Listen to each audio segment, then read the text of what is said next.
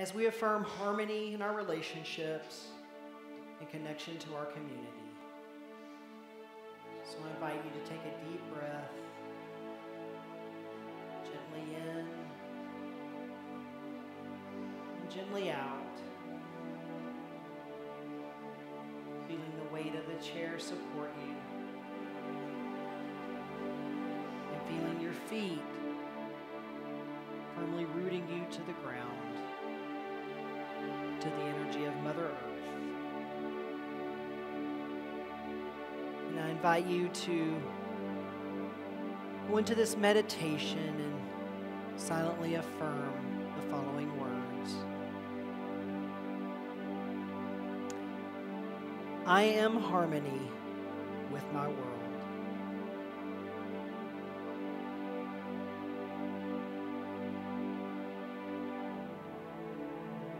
I am in harmony with those around me, with my family, my community, and my world.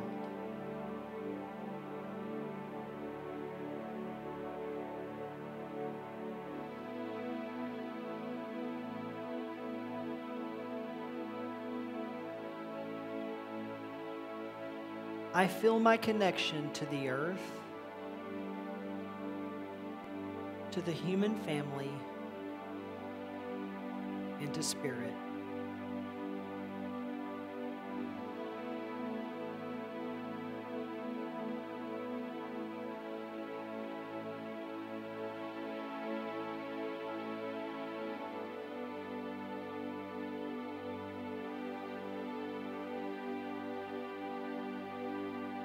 I love myself and work on myself lovingly, overcoming anything that might hold me back from having completely harmonious relationships.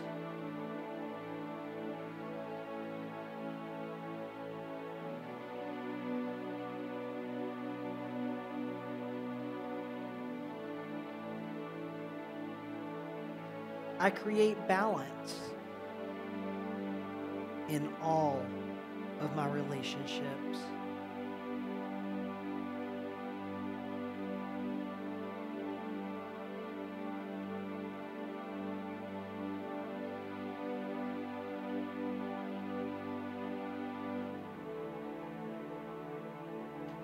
And as we move into the silence, I invite you to accept yourself and others with love and compassion, feeling the quality of your relationships constantly improving and growing in the oneness of spirit as we move into the silence.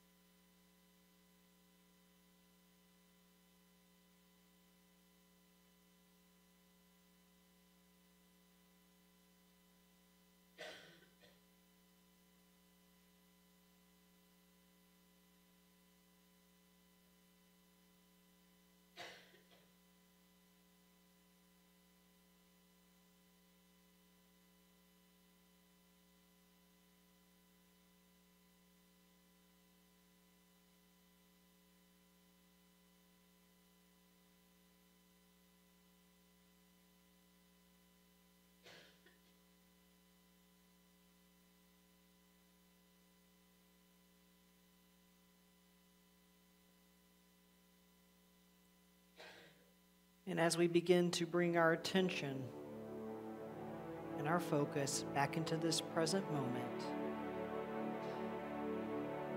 I invite you to affirm the following. I am connected to my community.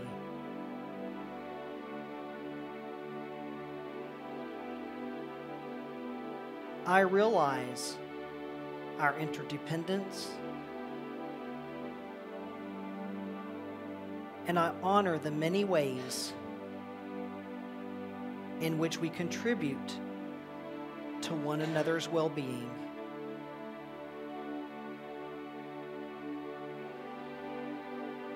I affirm ways I can be of service to those around me.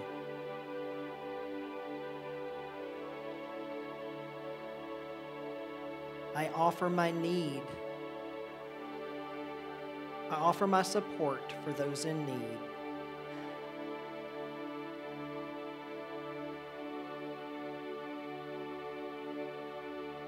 I allow myself to accept help from others when I feel as if I may be in need.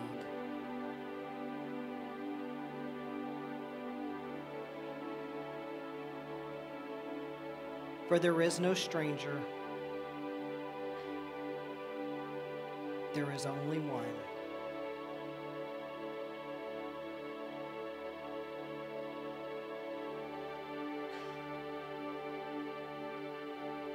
Namaste.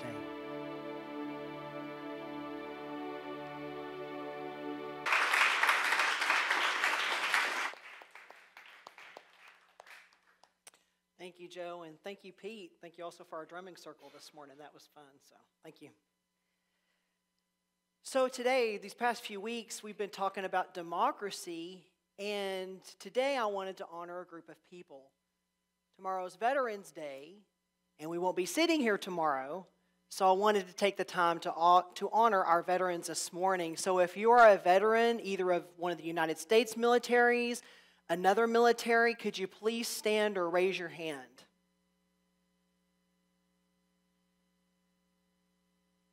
Or a spouse of a veteran.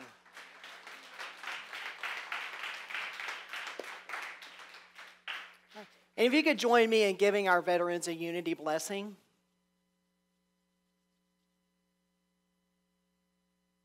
And I'm completely drawing a blank. We love you, we bless you, we appreciate you, and we behold the Christ you are.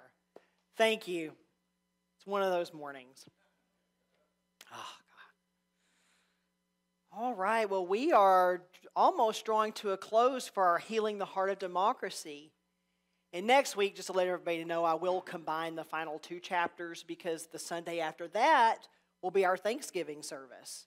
So we'll go ahead and be finished with democracy, and we'll start talking about Thanksgiving and turkey. Or tofurkey for vegetarians. But as we go into the talk this week, one of the things I started kind of remembering that Parker J. Palmer was talking about, leading by example and teaching by example and that kind of thing. And so I thought back to school. When I was in elementary school, and I even remembered it still happening in high school, but kids would get paddled in school. Now, maybe it was a Southern thing. I don't know if you all use the same term, but we called it licks.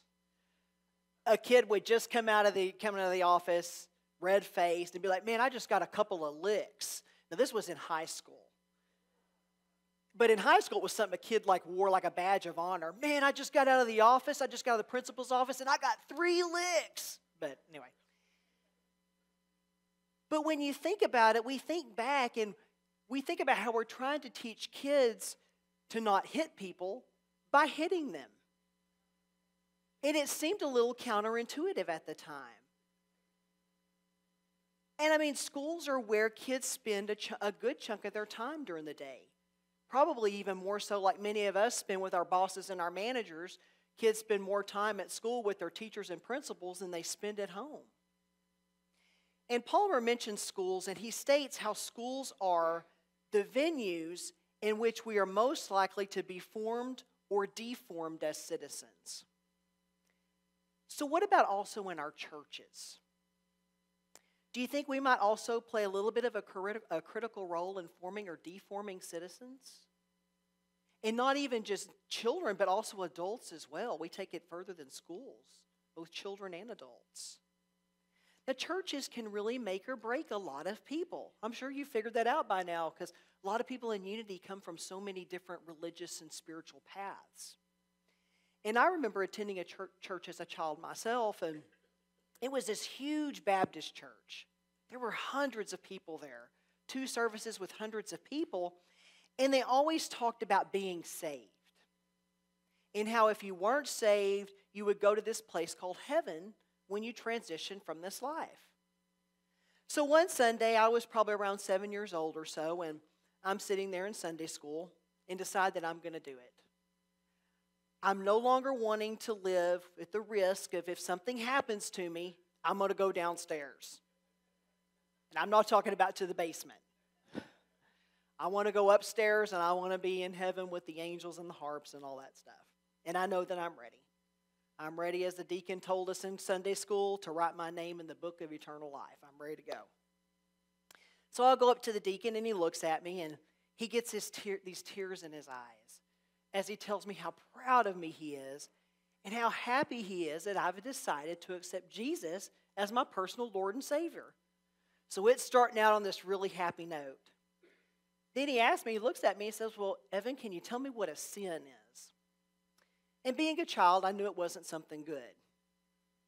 And how I was often told when you did something unfavorable, you had sinned. So I tell him this. So I'm like, it's when you do something bad. And he looks straight at me and says, nope, that's not the right answer. I'm sorry, Evan, you aren't ready to be saved today. You'll have to come back another day. You know, I'm a little freaked out here. I'm like, I'm a kid. And this was pretty frightening. This man has just told me that I was not ready to secure my place in heaven. However, luckily for me at that time, I had had a very difficult time with the teachings of that specific church, even as a small child. And I'd often ask both my parents and my teachers questions that you could tell they found really irritating. Questions such as, well, if Jesus was God in the flesh, why was he praying to himself in the Garden of Gethsemane?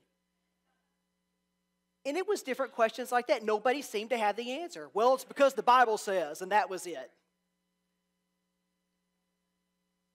But anyway, by the time I get home that day, I was starting to feel a little angry. Even as a 7-year-old child, I'm like, how dare this man tell me I can't go to heaven? But I decided then and there, and I even told my mother, much to her dismay, and she's been watching me, so hello. Yeah, I found out last week she's been watching me, but anyway. But I told her that I was going to seek out another church as soon as I was old enough. But can you imagine what would have happened or how my mind may have been if I had gone along with what most kids had done in that situation? Somehow found myself of being unworthy of entering into this place called heaven simply because another person said so. And this is the damage that we as churches can do if we aren't careful. But of course, let's flip it around and think of the good that we as churches, as people who practice spiritual principle, can do in the examples that we can set. Now, Palmer talks about a man named, and I'm probably going to botch this name, so y'all just please forgive me for this, but about a man named Alexis de Tocqueville. And he understood that what happens in both classrooms and congregations can be crucial to the future of American democracy. Now, Palmer also mentions Tocqueville and as one of the many who have wondered whether religious communities can save American democracy and the role that spiritual and religious communities can play into that. And of course, what about spiritual democracy? Do you think religious and/or spiritual communities can not only serve American democracy, but spiritual democracy as well? And I don't mean just for Americans, I mean for all, for everybody, regardless of where we may live. And I believe it can. I definitely believe it can. And it can impact our communities and ourselves in these major ways. Palmer tells us that classrooms and congregations have the potential to make major contributions to the cause of democracy. And of course, we'll tackle it from the perspective of spiritual democracy. Now, Palmer also talks about obstacles, and one of these he mentions is public education and the inner search. Now, coming from Unity, that inner search really caught my attention. And in that, he mentions that we must add a course on the inner search to the curriculum. So approach it from a spiritual perspective, and this means that we must continue to go within. Now, Palmer says, within me is a power of darkness that may tempt me to want to kill you off when you threaten some concept of reality or morality that I cherish. Now, this makes me think about, the first thing that came to mind with me was war specifically. Those that have been driven, specifically wars that have possibly been driven by religion and different religious beliefs. It's almost as if they're saying, wait, what you are saying is not the way that I feel.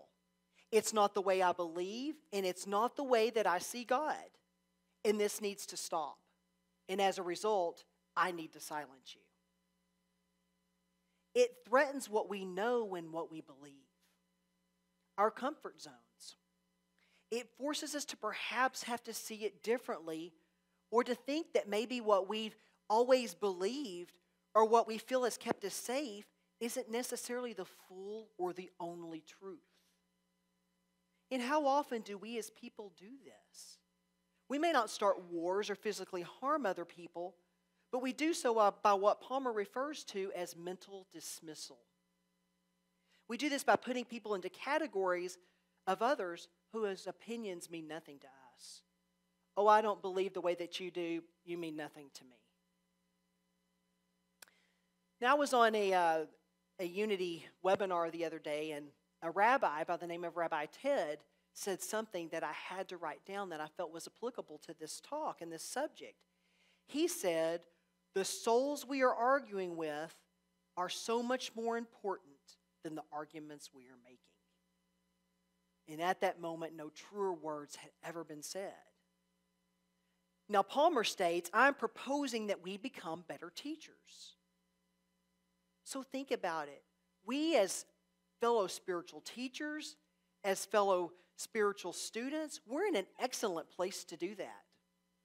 We as a congregation, as students of Unity Principle, are in an excellent place to be able to become better teachers. Now, one of the things Palmer mentions is within our schools, and he talks about how we need to help our students explore their inner potential. So here at Unity, we often speak about and teach about our inner potential. We can use that to serve spiritual democracy. But first, we must learn to see it and to acknowledge it within ourselves. When we do, we can learn to live it and to embody it for others to see and to teach others. In her book, Lessons in Truth, spiritual teacher Emily Cady states, turn to the divine presence within yourself. Seek it. Be still before it. Wait upon it quietly, earnestly, but constantly and trustingly for days or weeks if need be. Let it work in you, and sooner or later you will spring up into a resurrected life of newness and power that you have never before dreamed of. She wrote those words years ago, and they are still so applicable today. But first, we must stop solely seeking help from those things outside of ourselves. Going back to Emily Cady, she says, we have sought knowledge and help from outside sources, not knowing that the source of all knowledge, the very spirit of truth, is lying latent within each one of us, waiting to be called on to teach us the truth about all things. Within each one of us. It doesn't state, if you're lucky enough, only for a select few. It states within each one of us. And that is the case for every single one of us sitting here today and beyond. So that's first. First is acknowledging that you have it within you already. Now, here at Unity, we like to use the word affirm because it's very powerful when we affirm the truth of who and what we really are.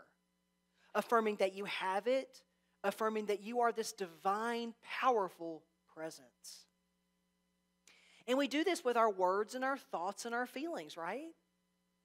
And when we do, watch out because powerful, powerful things are going to happen. And speaking of the power of words, remember that you also must be very specific.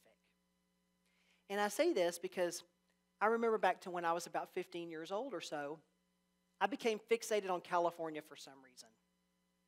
I think I saw it on TV or something, Beverly Hills, everybody driving those fancy Lamborghinis. And I knew I was going to be California bound as soon as I graduated high school. I couldn't wait to get into the warm sun, the ocean, and I was destined to live in California, most specifically Southern California, where all the beaches were. And I remember telling my parents, I said, you know what, I'm going to live near palm trees.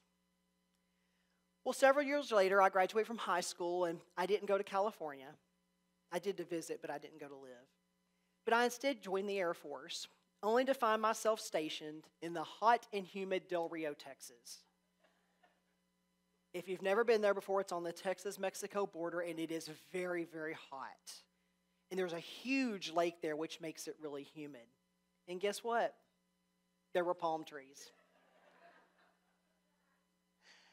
My father could not contain his laughter when he came to visit me.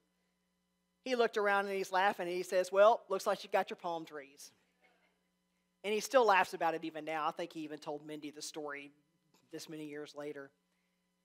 But that is how powerful it is. And when we affirm our inner potential, we are able to not only live truth ourselves, but to teach others how to do this as well, even if it's only on a subconscious level. And I say subconscious level, I say subconsciously, because people are going to intuitively know when you are living truth. They're going to know it. When you're living principles, they're not only going to see it, but they are going to feel it when they are around you. You can't help but ooze this light from every pore of your body when you live it, and others are going to catch that light. It's almost like a virus, but it's a good one because it's one you want to catch.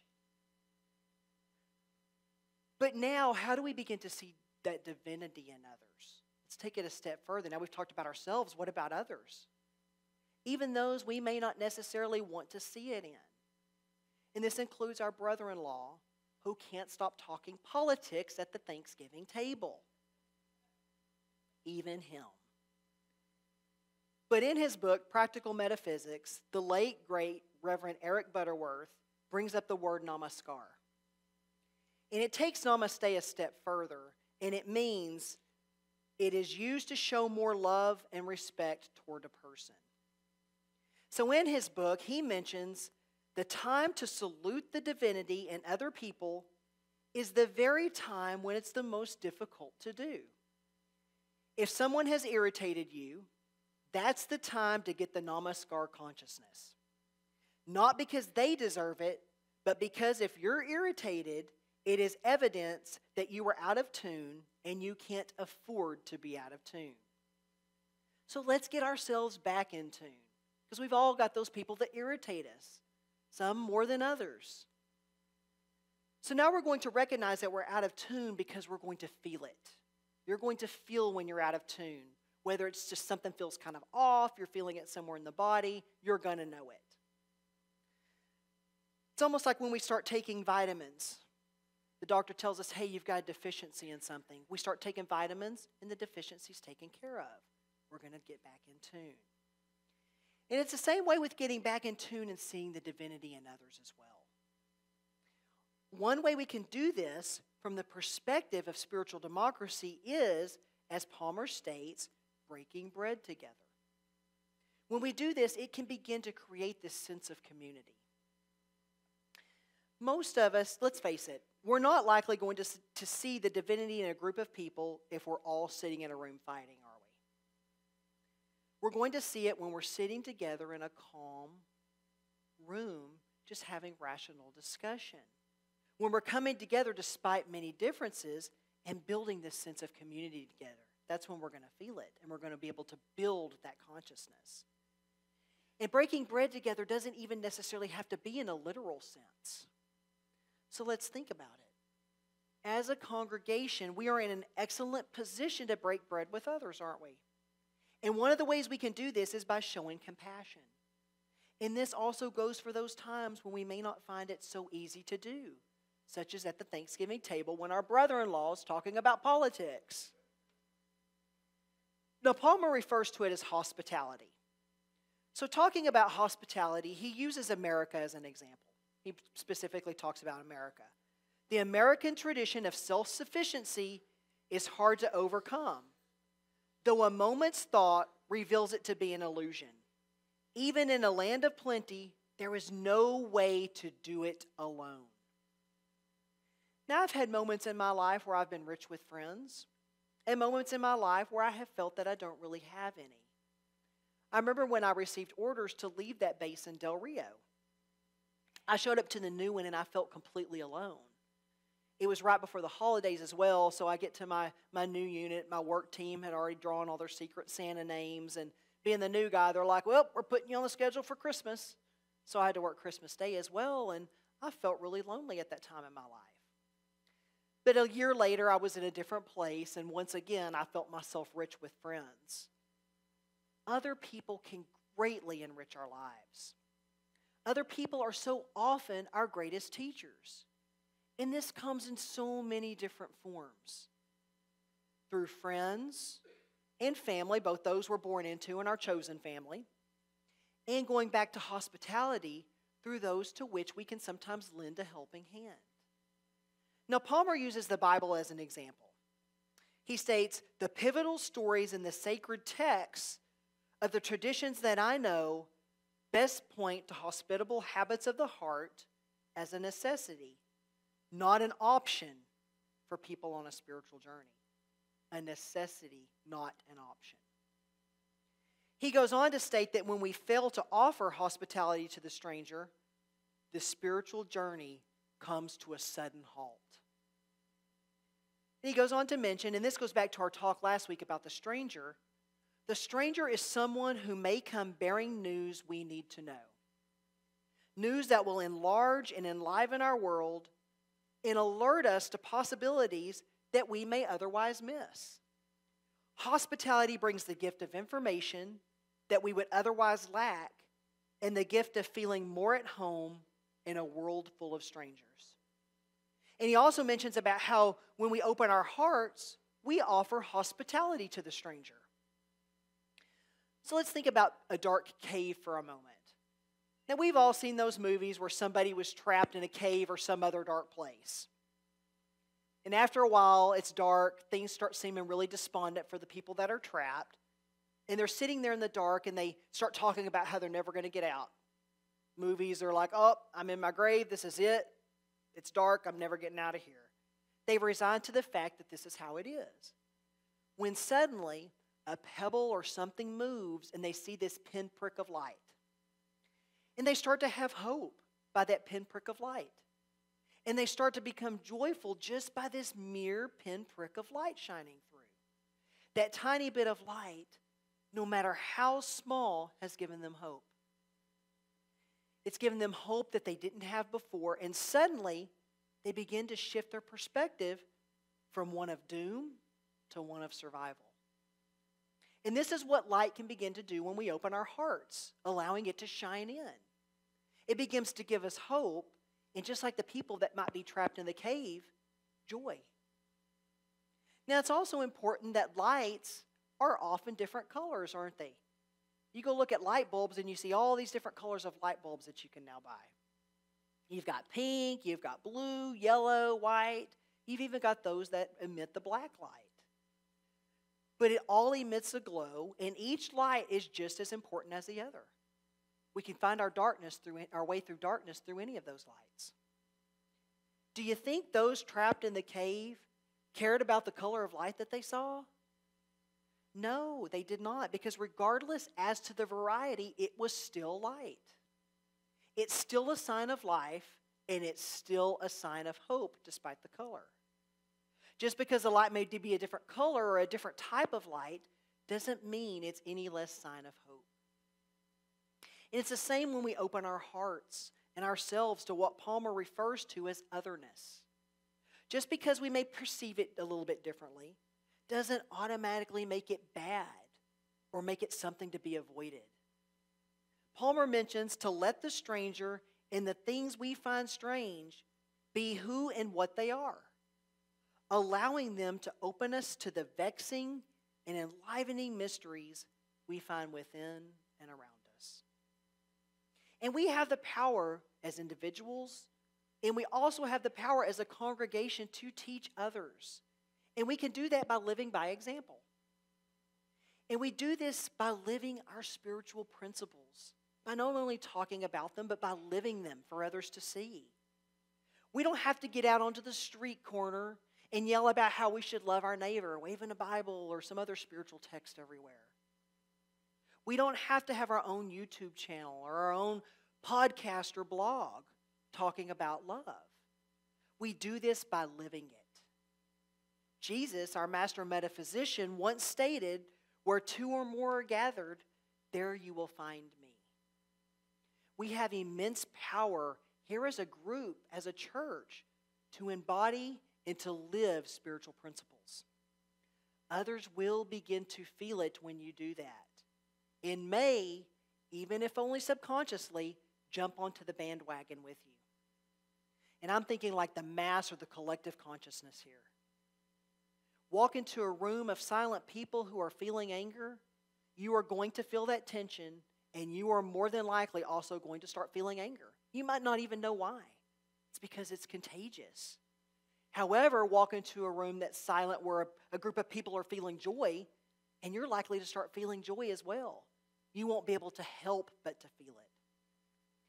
Think about the power you have to make someone's day, to change someone's life, if even only sometimes by one small word. Now think about the power we have collectively when in groups as a congregation. The questions we have to ask ourselves around this are we willing to not only believe, but to live our spiritual principles? Are we willing to put them into action and to love not only when it's easy, but when it seems difficult as well? Are we willing to live our lives by example? Are we willing to allow others to be our greatest teachers? The biggest question to take away from that, perhaps, is, are we willing? Are you willing? I know that I am. Namaste.